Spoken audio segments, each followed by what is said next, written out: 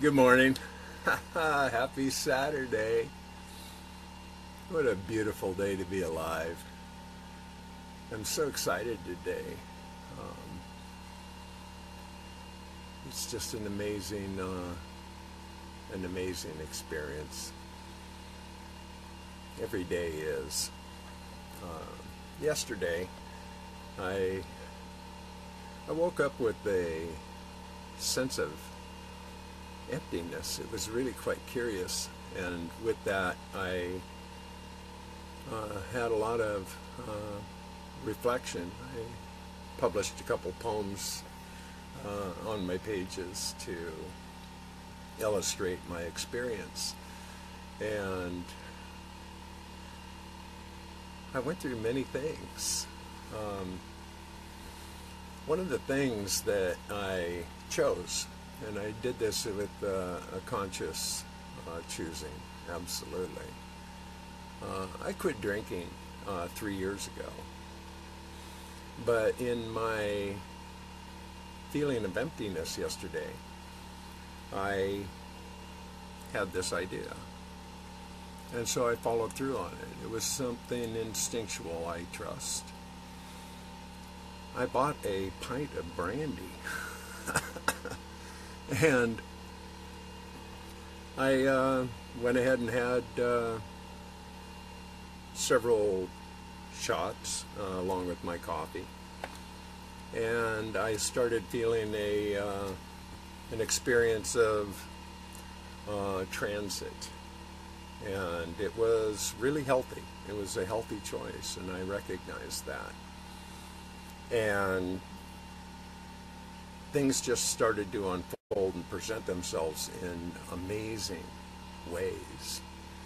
Um, I had a meeting yesterday with my publisher, my coordinator, and um, I had many questions regarding my submission forms that I was really unclear of. I'm not much of a administrator, but they were confusing to me, and I needed some clarity before I replied. And so she lovingly spent a good 45 minutes with me.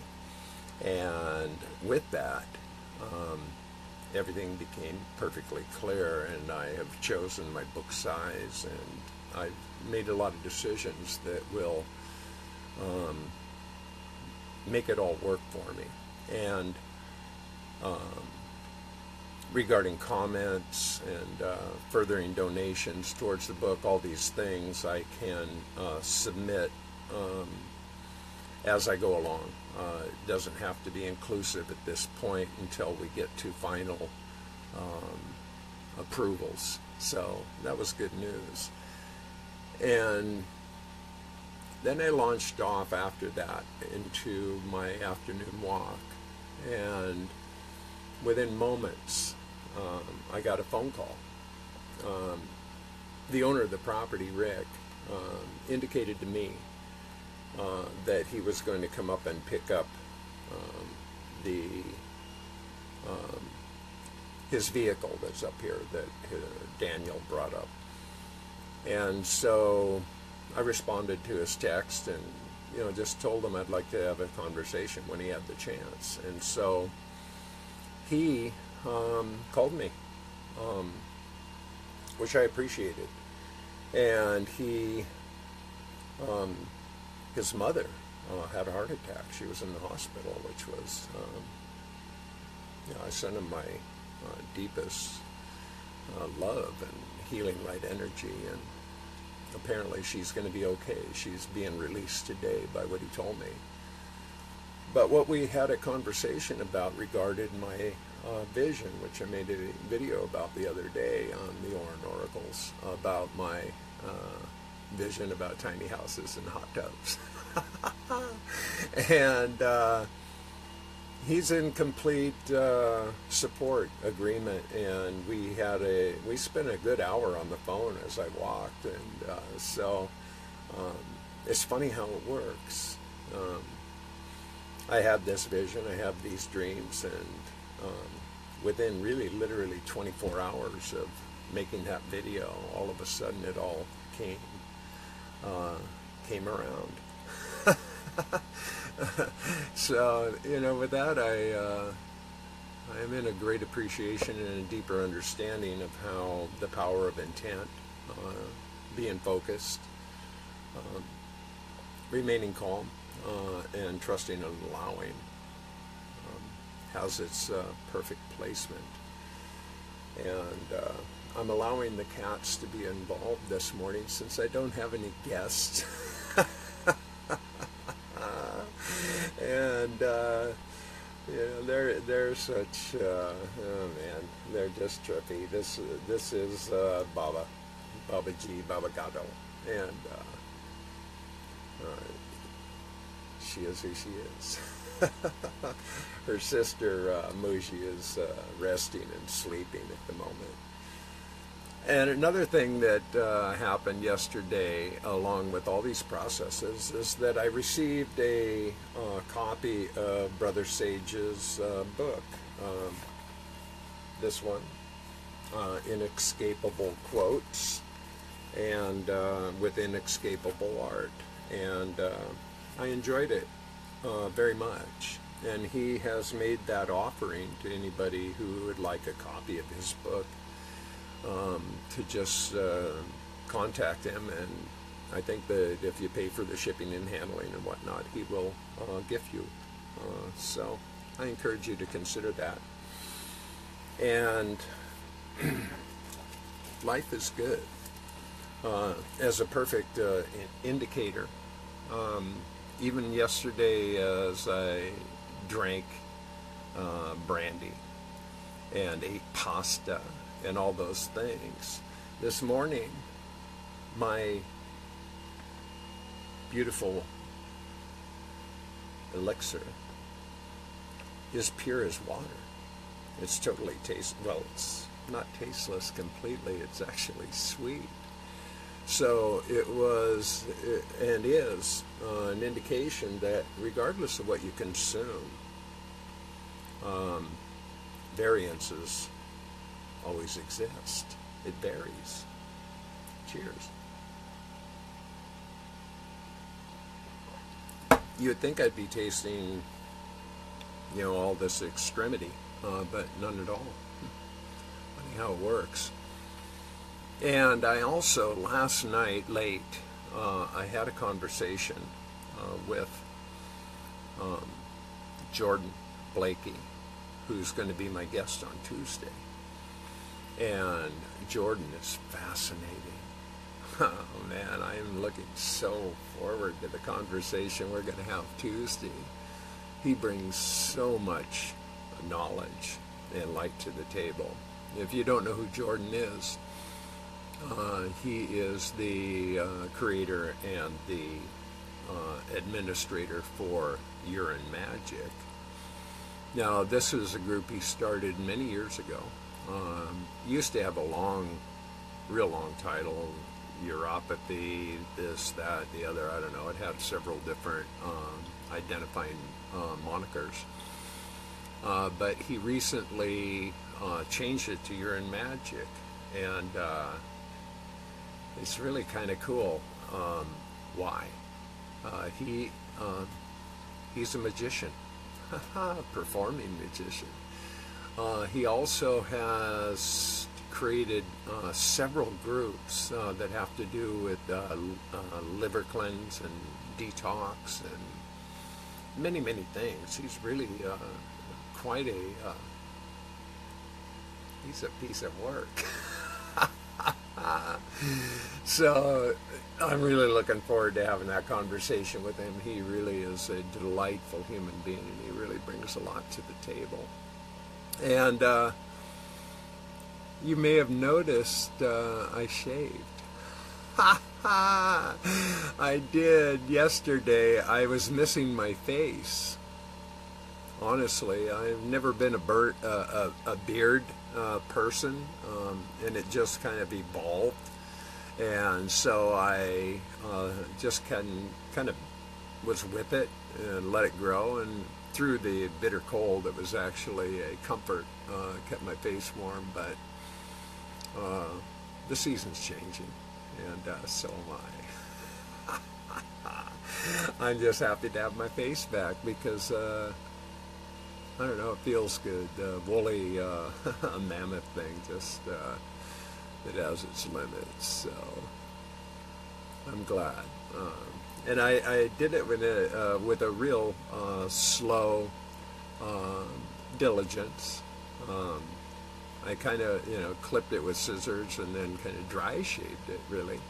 And then I put aged urine, and I just kept with the process. It took me probably a good 45 minutes to actually remove it all.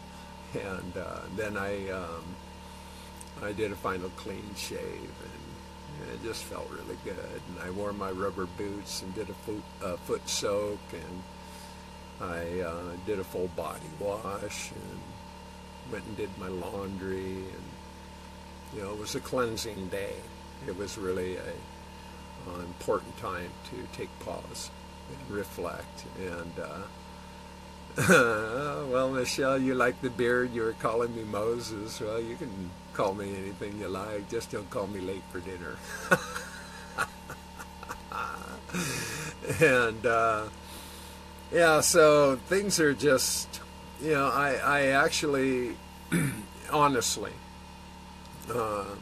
yesterday morning when I woke up with this feeling of emptiness, I can't really pinpoint it. I can't explain it. I did the best I can in reflecting it in a couple of poems that I posted.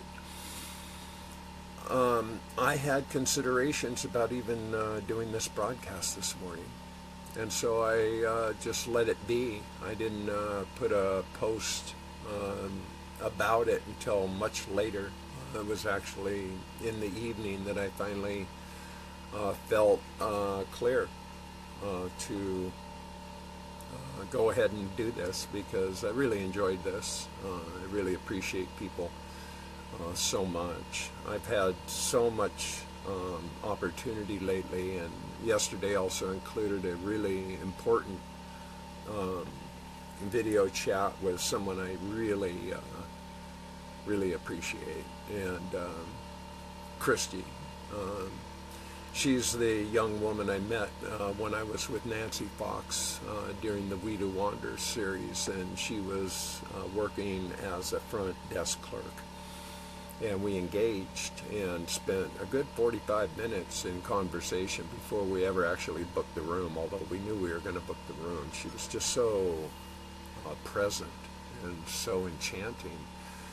And she came around the counter and wanted to give me a big hug and took selfies and stuff. It was very endearing. And so she reached out to me yesterday, and we spent a good hour on the phone, which I just appreciate so much. She's just such a dear heart. And she's been diligent with her urine therapy from the day I introduced it to her, which has seemingly further alienated her from even some of the family members that she used to have a little more compassion from. They're now looking at her like, what the fuck happened to you, girl? And so she's feeling, feeling a bit alienated. And I assured her that that's the process that we're all growing through. We are alienated in so many ways. And most people that are doing urine therapy understand that. And as you open your mind, open your heart, heal your body, and become more present, others will find you more strange. And, it's all good. It's totally good. And that's why I created the High Vibe Tribe. I wanted to include people. I wanted to welcome people and allow them to be who they are. It doesn't have to have any rigidity. It's not required. And I respect, I appreciate what other groups are formulated for and what their purpose is. And if it isn't focused on urine therapy or being a vegan or raw fruit or whatever, then they don't really welcome other posts. And I respect that. I understand that. But the High Vibe Tribe was intentionally created to not alienate or eliminate anybody from the process of healing itself. It's all about love. It's all it's about. We're here to embrace each other and love each other with a sense of well-being. And as we discover that within ourselves, we will recognize it in others. It's simply part of the process of growing. That's all it is. And I am grateful. I've been listening to a lot of really different, interesting YouTube videos from people I respect, people that brought a lot to the table over time. And recently I just discovered this guy, Robert Anton Wilson. Never heard of him before. And he's fascinating. And I found him because I listened to Alan Watts and Terrence McKenna and many others. And so this person came into my feed. And he said something that I had to write down. I love this. It's an acronym that he came up with. And it says self-hypnotic ideological trance. Self-hypnotic ideological trance. Shit. Self-hypnotic ideological trance. And that is our ego. That's what pushes us. This is what stimulates so much of our conscious presence, is that ego. And if we buy into enough of our own bullshit and believe it, we are really just as full of shit as anybody else's bullshit, and they're full of shit. You know, we have to really find the humor, realize that we're all just in a process. We're all on a path. We're all just doing whatever we're doing, and to pass any kind of judgment on others for their process is really selfish in a way that isn't conducive. It doesn't serve. And I've been all these things. Yeah, you are full of shit, and that's why I love you, Ryan. Anybody who doesn't know Ryan by now, Ryan, he produces a show almost daily at this point, and it's called Lucid Paint, and he shares a technique of amazing spray paint art that he shares on a nightly basis. If you haven't checked out Lucid Paints, I recommend it. He's really a gifted, beautiful human being, and I love him so dearly. He's really quite a character. And so, yeah, thanks for joining us, Ryan, as always. And everyone else here, Jason, Hall, you know, Michelle, I love you all so dearly. I appreciate your time. I realize that everybody has responsibility and a commitment to their process, whatever that looks like, whether it's themselves, their family, their art, their work, their, you know, so to take any time out to share time with me is humbling to me. I take it with great gratitude and much respect, so thank you.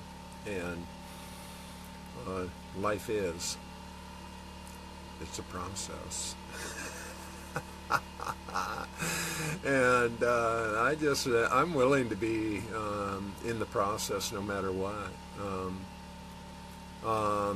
Robert Anthony, no, it's Robert Anton, Anton Wilson. Robert Anton Wilson, yeah, pretty fascinating person. His videos are pretty, his lectures, his concepts. And I appreciate these people for their astute knowledge. They're really, if you listen to Alan Watts and Terence McKenna and these people, what they bring to the table is awareness, awakened state. Now, these were people that were ostracized in their own experience. They were professors, and in the ivory towers of education. But with their evolution, with their experimentation, with their awakened state, using psychedelics as a portal, they brought a lot of experience and knowledge to the experience of living itself, which is profound. And so their message is classic, and that's why it lives. That's why their lectures and their videos are so widely viewed in a big way. And I appreciate them. When I do find the time to actually take time to listen or view other YouTube videos, I prefer these. Their message is clear to me, and it's just knowledge that I appreciate, and in a big way. The biggest important decision I think I ever made was to stop the noise, pulling out of all forms of the exterior, meaning television and sports, news, movies, celebrity, royals, all of these things. They're such a disturbing distraction in my view. They serve no real purpose but to keep us in fear, separated, indifferent, and not feeling the collective, the consciousness, and the love. So I choose to refrain from these things, and I feel awesome as a result of it. I enmeshed myself way too much for a long time. And I actually was watching a video this morning that I found to be one of the most informative videos to date that I have ever watched. And it was produced by Eric DeBay. Now, Eric DeBay has written books and has been a kind of a leader in flat earth understandings, and he created this, it's really recent, it's very new. I went ahead and downloaded it into my files, and it is called the 35 most common questions asked about flat earth in 35 minutes, and it's pretty thorough. It just brings a light and an awareness to an understanding, and I accept that I am on a plane. I accept it. I first went in looking at this information to debunk it. After spending lots of time in research, I recognized that my observation is more accurate than the science that was induced and indoctrinated into my consciousness. And it was a process for me. I went through 5 stages of grief. That was really actually one of the more powerful awakenings for me, and it happened just before my urine therapy. That's what actually led me to urine therapy, was watching allegedly Dave on a European television program discussing the flat Earth. So, and I don't care what people think. I don't push anything. I just live my life in the way that I live my life. I accept it. And I accept whatever anybody else chooses to believe. It's up to them. It's not up to me to decide what people think, ever. And we all have to just trust our own experience, whatever that is. Our experience is our own. Our thoughts, our philosophies, our ideologies, our beliefs, our conditioning. These are something that we take ownership of. And some of that ownership is really fierce.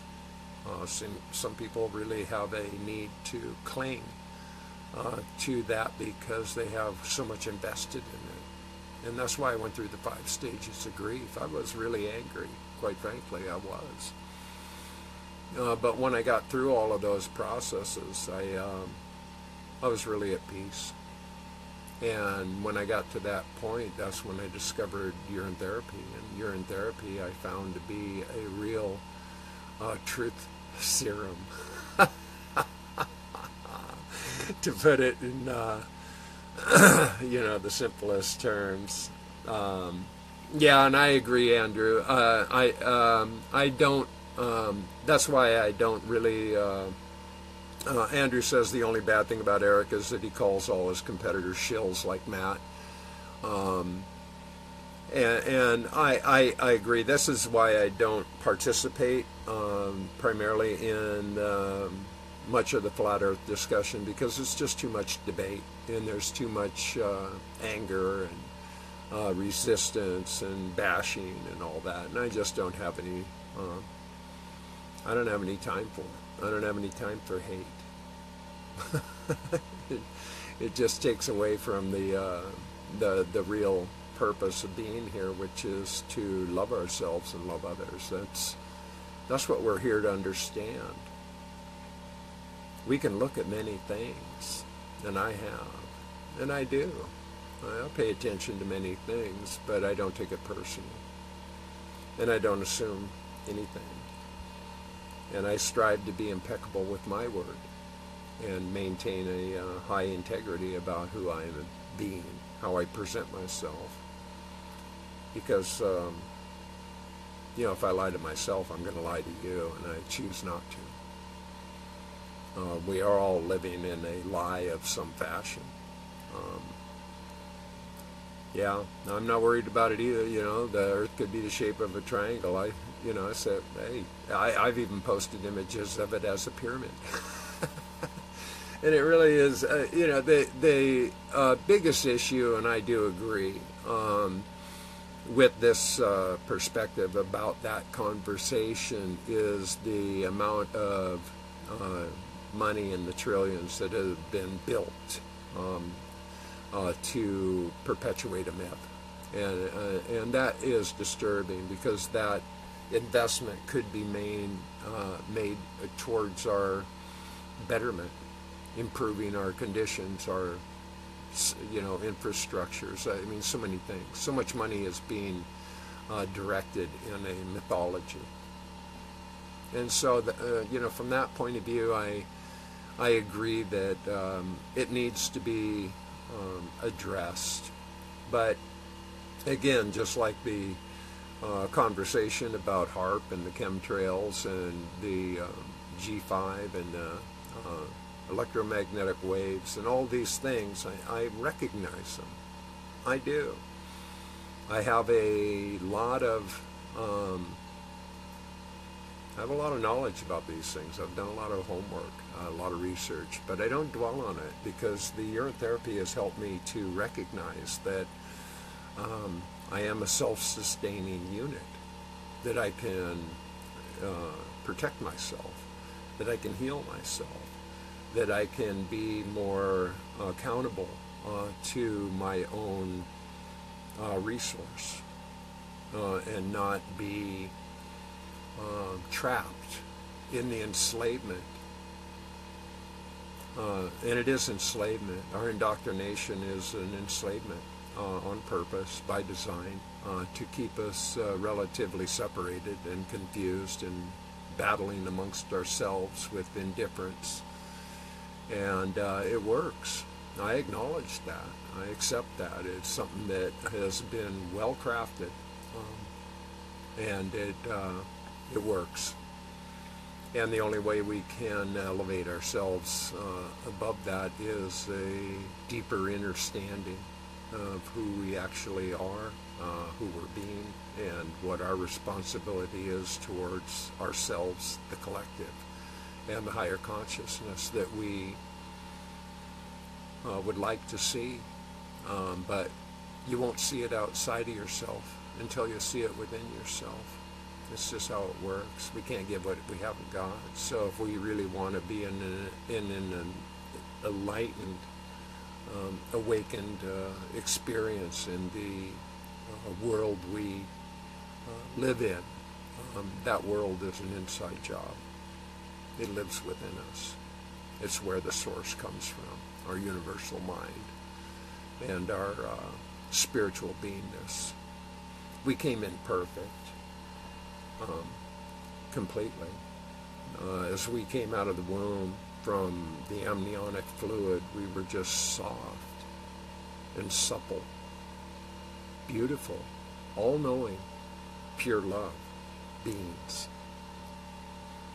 That's who we really are. And we've been embellished upon with all sorts of infringements, enslavements, and indoctrinations that have pushed us to the edge of our own appreciation.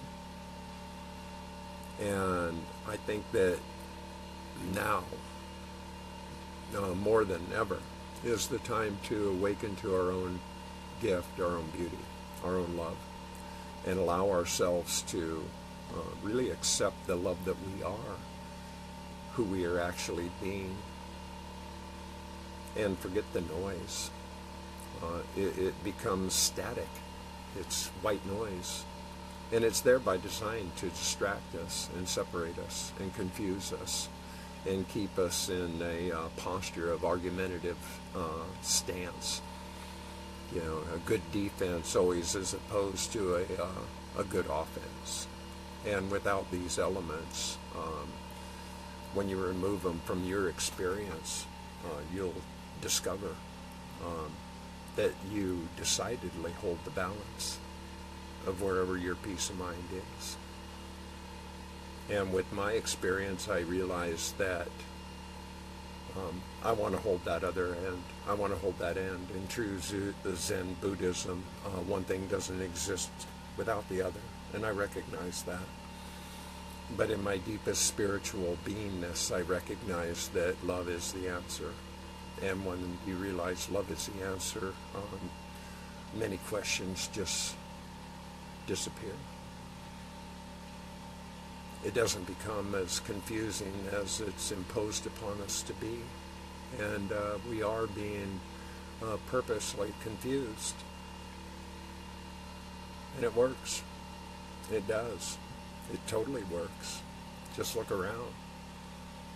If you can experience this within you, you'll recognize it outside of you. You'll see it everywhere. You'll see the love. You'll experience the love. And it's worthy. It's rewarding. Totally. I feel that the the biggest, most offensive bullies, people that push their agendas and impose their will, they need more love than you realize. They're more wounded than we recognize. And their inner child is deeply wounded and screaming for love. And even though it may look like what they're asking for is to be punched in the nose or slapped in the face, what they really actually want and need and desire in their deepest spiritual being is a hug. That's what they really want. They just don't recognize it because they've been so separated from their own experience of beingness, of who they actually are. And I recognize that. And I accept that as a part of the paradigm. I don't have the authority to impose my will or judge others. It's not a requirement as much as people assign themselves the authority and give themselves permission to judge others for their experience as they walk their path. I don't see that, not for myself, and everybody has to choose their own posture, and I don't choose weapons. If anything, my words might be considered that. Because I am a wordsmith, I can utilize that left brain logic, but I am well embodied with the woman inside me, and so I also celebrate the artistic and the sensitive empath that lives simultaneously within this body. I recognize both as a being who I really am. And so I have these left and right brain discussions. The conscious, subconscious mind, going at each other and stuff. I'm human. I'm not above anything, and I don't claim anything. I'm just a human in training, and I'm in the process. And every day I breathe gives me a new opportunity to remember who that really is, the love that is my spiritual being. And I know I have a lot of wounds, a lot. And I've carried those wounds as a banner of some kind that I felt I needed to prove something. And with that posture, I faced a lot of opposition, faced a lot of condensation, much sarcasm, and I involved myself in those games a lot. Not healthy. From my experience, my point of view, I don't think sarcasm is of service to anybody. I don't think being condescending and derogatory serves anyone. And it has more of a reflection on our own wounds than it does on the ones we're imposing it on. Always. We're defending ourselves, protecting ourselves by ensuing this particular path of logic. And I just can't entertain it anymore. I can't. I have. A long time. I entertained these techniques, these tactics, in order to prove myself, because I felt like I wasn't being heard, I wasn't being listened to, so I had to let my ego mind put itself on some kind of soapbox pulpit and prove my point. And when the point is moot, what is the point? And when we're pointing, we're usually pointing in the wrong direction. We're pointing at others as being the problem, when the problem really is us. And if we don't address our problem as a sincere search for our own solution to resolve this, we are the problem, in the simplest terms. And I say we collectively because I don't feel alone in this process.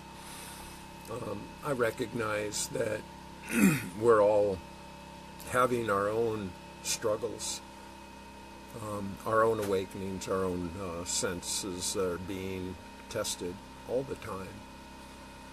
And there is no arrival. The path is a long one. It's all a journey, every step of the way. It's just a journey. And we either recognize the signs on the road or we don't. And as a matter of fact, I'm going to go ahead. I mean, I did post these, but I'm going to share it anyway. Because this one I wrote this just minutes before I had my meeting with the publisher, and I actually shared it with her. She was pretty amazed, and so I'm going to just share it with you now, if you don't mind. And it's called "I Must Defrag."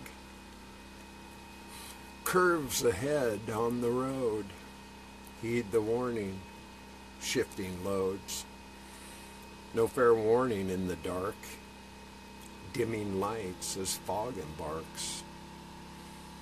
Staying calm, time to snooze. A response I now choose. Miles before me, miles behind.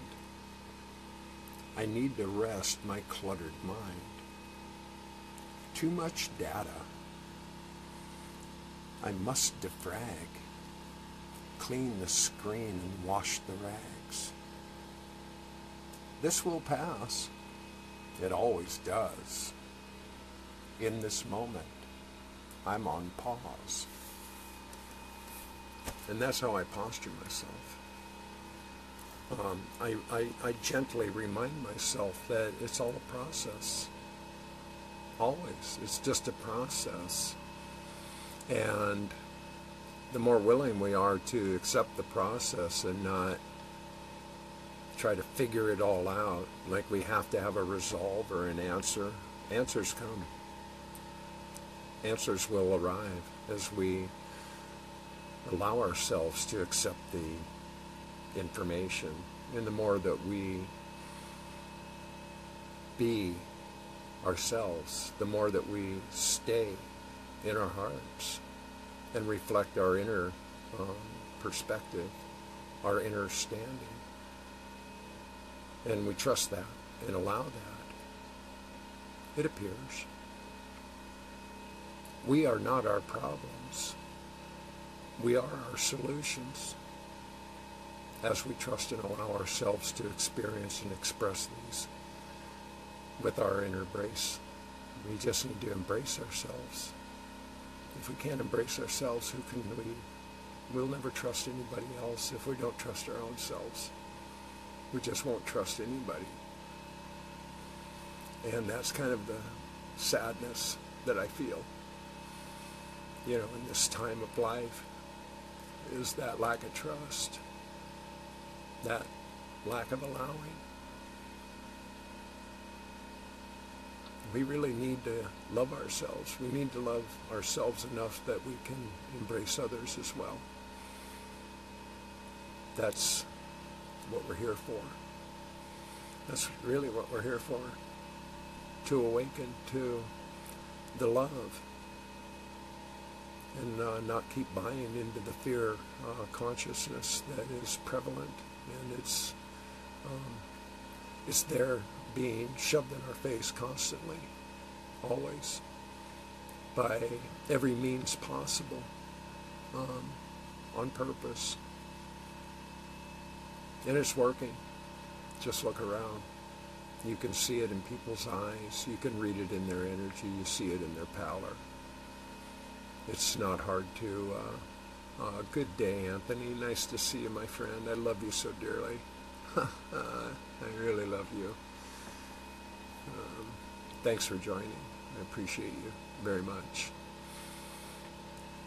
So, who are we going to be? Them or us? That's the quandary.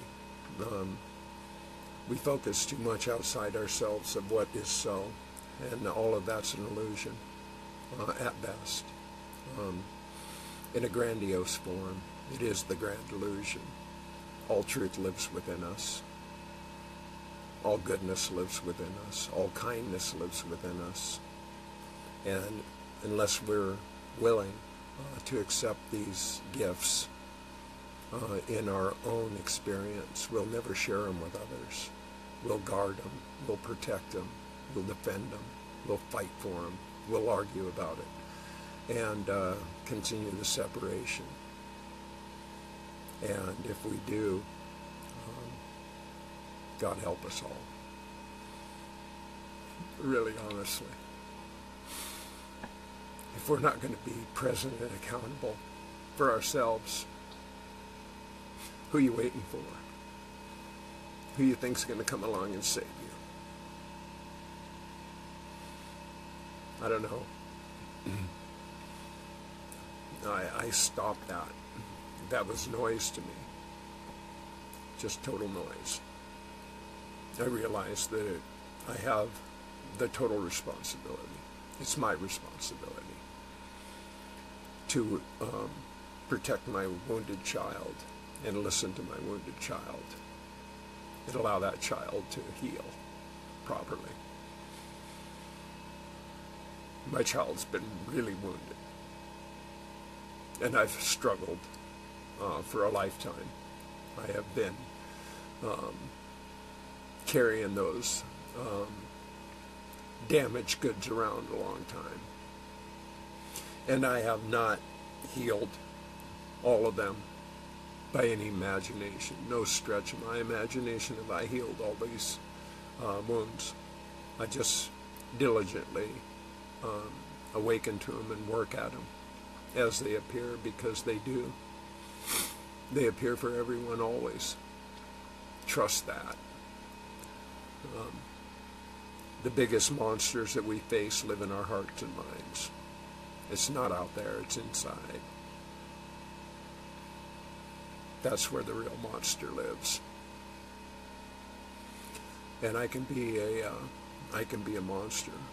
I can be a badass motherfucker and beat myself up like nobody else's business. I can goon myself on like anybody could possibly attempt to goon me. And I have done it repetitively, over and over, to the point of depression, anxiety, suicidal thoughts, treating myself horribly. I've done it. I've spent a lifetime surfing that wave. And every time I thought I was going to hang 10, I would just crash into curl over and over relentlessly. And I really realized it just is not of service. It doesn't serve me, it doesn't serve others, and so why stay there? I just don't have any reason to stay in that place, but it's a long path, it's a long journey, and I'm willing to walk it one step at a time, one breath at a time, one moment at a time. And in my deepest heart, my greatest imagination, I trust that I will find the resolve. Man, I allow with patience that process to be. I don't have any intent to remain a wounded, damaged, good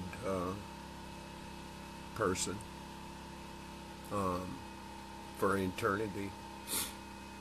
It's something I just process and work at one moment at a time. What else am I going to do? Who am I going to call? The Ghostbusters? I mean, we are our own ghosts. We are the ones. We are in a great space, Brother Cayce. This is what the water does. It breaks up all the calcified bullshit while the cream of who we are rises to the top. Embrace the sadness. Nothing to, I don't know, it says see more. Whoops. I can't see more. But thank you, Anthony. I so respect you and love you and honor you and appreciate your love. I do. Anthony, for those who may or may not know, he is the founder of the Water of Life Symposium. And I had the privilege of meeting Anthony last year, and we became friends. And I was honored to be a part of that experience at the Water of Life Symposium. I met some of the most remarkable people I ever had imagined in my life. And we are all in this family, in this remarkable family. And I embrace them. I do. every day. I thank them so much for just being a part of my life. And I welcome people to become a part of that family. It's an experience that is beyond knowledge. It's not about learning about drinking pee, although people bring a lot of information forth about that. It's really about the communion. It's about the love. And the symposium has its second annual event this year in September. It'll be held in Las Vegas at the Westgate Resort, and it's September 21st, 2nd, and 3rd. And it is only $35. My goodness, you know, it's not about the money. It's about the experience. And I encourage you to consider participating, becoming a part of that experience. It's so worthy. And all you need to do is go to wateroflifesymposium.com and register yourself, and you'll be glad you did once you make that investment of $35, no matter what the timing is, where you live, whatever. None of that will matter because you plant the seed of allowance. You'll just become a part of that expression and experience. It'll unfold and present itself effortlessly. You'll see. You'll realize. Totally. You'll just realize it, that you are unique, you are special, and you are welcome. Totally. And so I invite people to consider that in their calendar. And so yeah, I have some other guests that are coming forth besides Jordan, which I mentioned in the beginning of this broadcast. I've been really privileged with the Orin Oracles to have some of the most amazing people bring their gifts forward and share. And I'm so honored by the experience. The Orin Oracles has been a real journey, a real amazing journey. And so, again, Jordan Blakey's going to join me on Tuesday. And we talked for over an hour last night. He's just so amazing. He's gonna rock your world, trust me. He's amazing. And then the week after that, I have Monica Swift, who is the founder of Urine Therapy, another UT group. And she also has been around long enough to bring a lot of wisdom to this conversation. So I'm looking forward to her.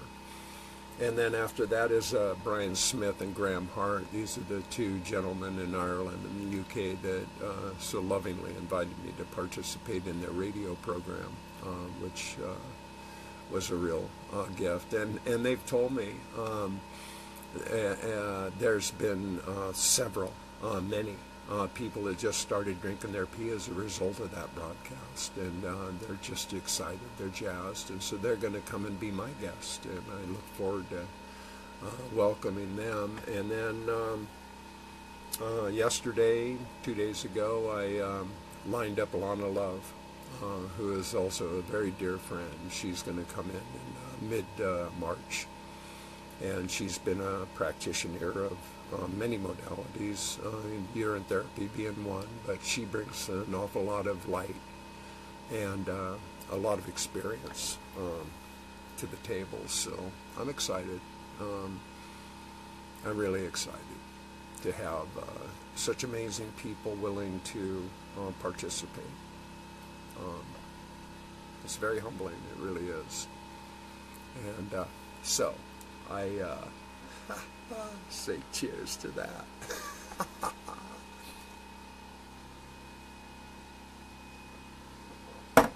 Yeah, life's good. It really is good. I hope your life is as beautiful as you imagine it. Really, I do. We all are gifts.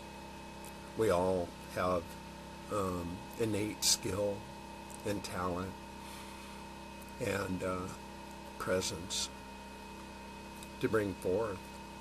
They may have been squashed Somebody may have stepped on them. Again, that goes back to the wounded child, where we're dissuaded from our enthusiasm by sarcasm and put-downs and condensation to squash our dreams.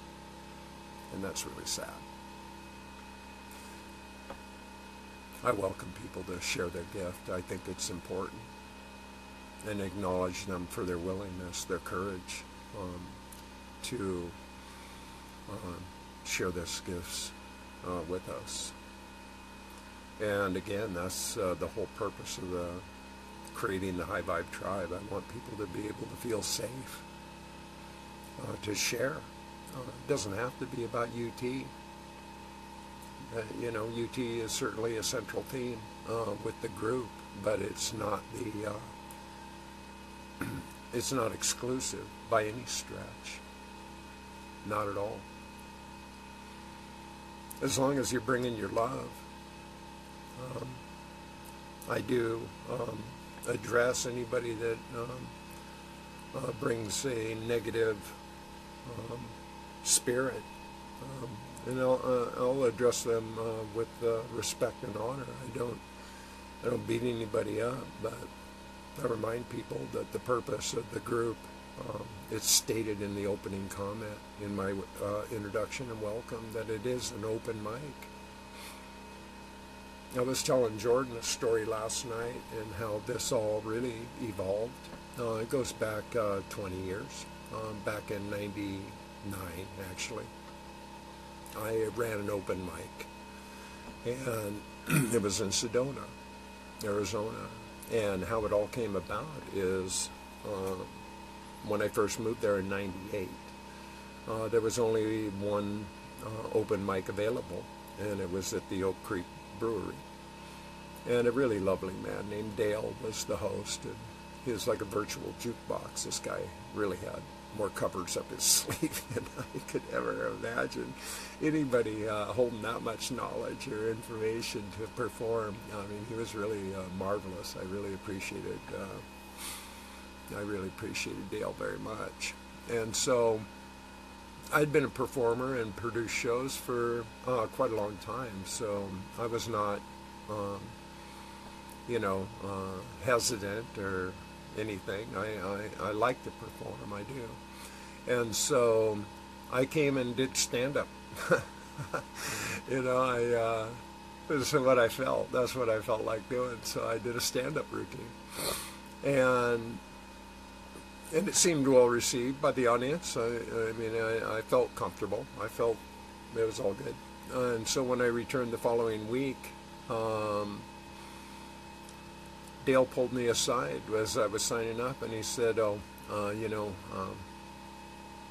you can't, if you want to get up between acts, and do whatever,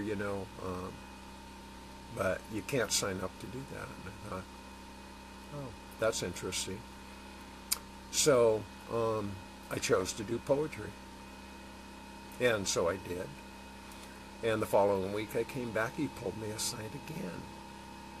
And he said,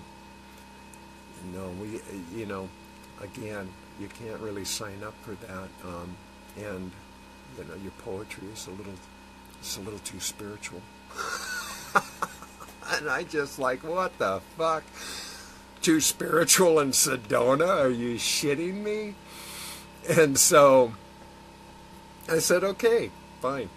So the following week I came back and I had a posse. I had a flautist and a djembe player, and I was doing a kind of a spoken word beat poetry performance. And this performance contained a piece that I wrote a long time ago. It's called I Believe. And every time I do this performance piece, I preface it by noting that thoughts are random. And as we run through tens of thousands of thoughts a day, we organize them, and we can categorize them into all sorts of things, beliefs being one of them.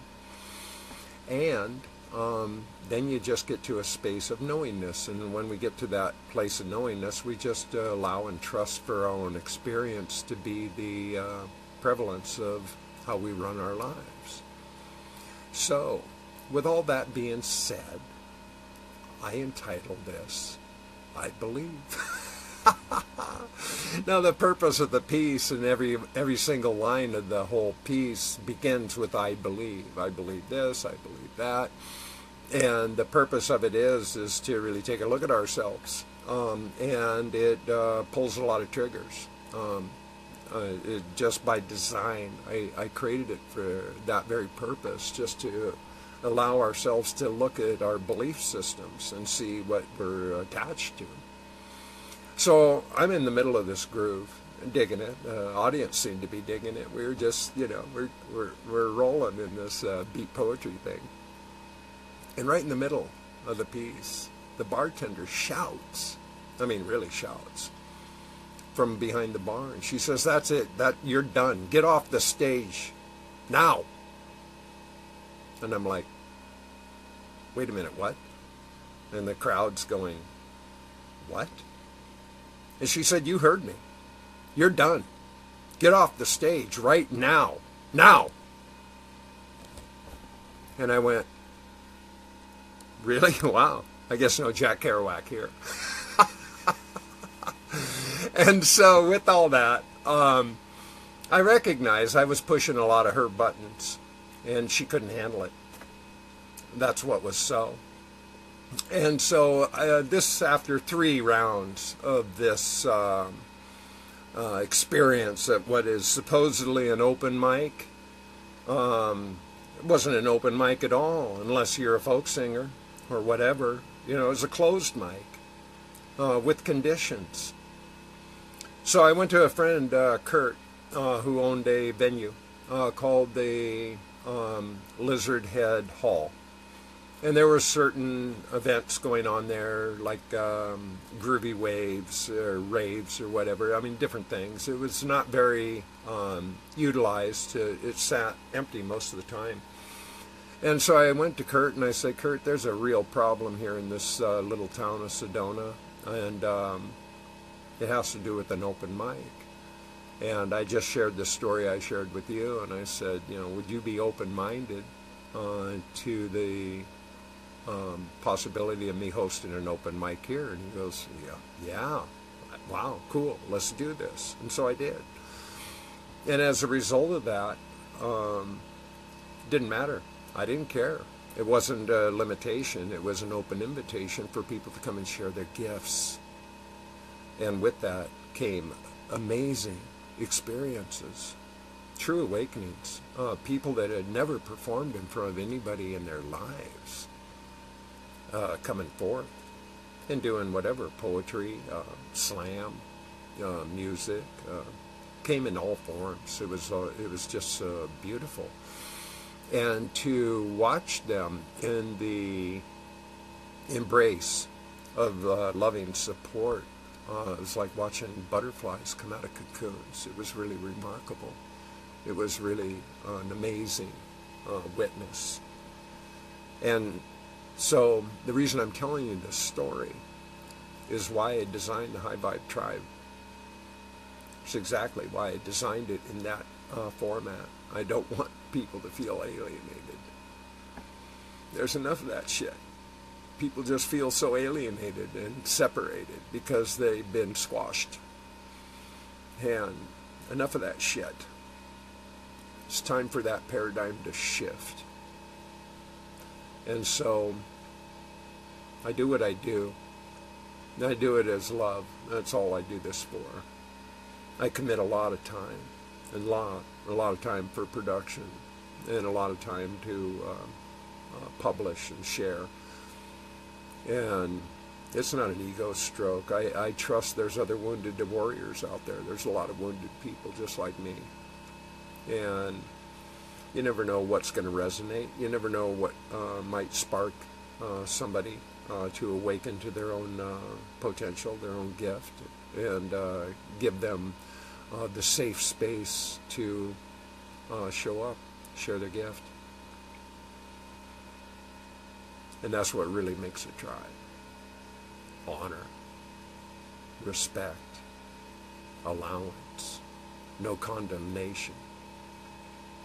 That's what makes a real tribe. It's all about the love. And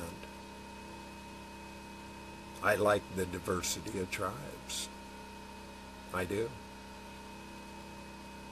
Bringing all the tribes together in a unified force, without battle axes, without resentment, without hate, without opposition. Just bringing the love. Man, think how powerful that shit is. That shit's way, way more powerful than a police state, you know, or other fear-based ideas that we are being imposed with to keep us shivering in our boots. That shit's all an illusion. It's just bullshit. And people who buy that bullshit, well, they get what they get. That's all. They just get what they get. You want to have love? Be love. It's pretty simple stuff. It's not rocket science. But it takes courage, because we have to pull off the veil. We have to pull off the mask and accept who we are. Show up and be accountable. You know, embrace the 4 agreements, which I choose to use as an example. A beautiful little book written by Miguel Ruiz. And the 4 agreements in simple statement is: be impeccable with your word. Don't take anything personal. Don't assume anything. And do the best you can. And with these simple practitionering ideas, we can turn our lives around in a major way, in a big way. So it's just something to consider. Everybody has to consider it on their own time, their own terms, accept or deny. It's just like when the incoming call, do you accept or decline? If God was calling you, would you answer? God is calling you. Just look within. You'll realize God is calling you. He's calling all of us. And we are. And the more we accept and receive that, the more we'll just give it away. It really just works like that. And you know what, Diana? I love you, darling. I love you very much. Diana's been a supportive friend from really the very beginning. Her and Angeline both showed up as early subscribers to my YouTube channel and just showed so much love, so much respect, and relentlessly. Every video, everything that I did, they just showed me so much love and just so much support. And I just so appreciate it. I just appreciate it so much. Diana is a gift. And that pyramid that we have, that I've showed in videos, she made that. She makes these amazing, amazing pyramids. And she gifted me one, which I cherish. We display it here with nothing but respect and love and honor. And she also gifted me that telescopic cup that I use, that I also used in a video to show you how I pee on the go. And it works. It's a collapsible cup made of stainless steel. I never have to worry about rinsing it out because the pee is sterile. Why would I want to pollute it with tap water? That seems ridiculous. So anyway, I really thank y'all for just chilling and joining me this morning. I really consider it an honor to have you join me and just be a part of the Love Fest. And the Love Fest is on, and all you have to do is choose to participate and bring your love to the table. You will be received with honor and respect always. And so I don't know what else I got, but I love you all dearly. And if anybody has any questions, I certainly will. That's kind of the purpose of this, is just to address people's questions and answers. I'm just here. So if you have them, I welcome them. But if not, I'm going to go ahead and wrap this up. And I hope you all have a beautiful, wonderful, marvelous day as always. I love you dearly. And I thank you for being you. Because nobody does a better job of being you than you. So celebrate that shit. And keep your peace together. And boom! Ha! You've just been loved. Okay? Bye now.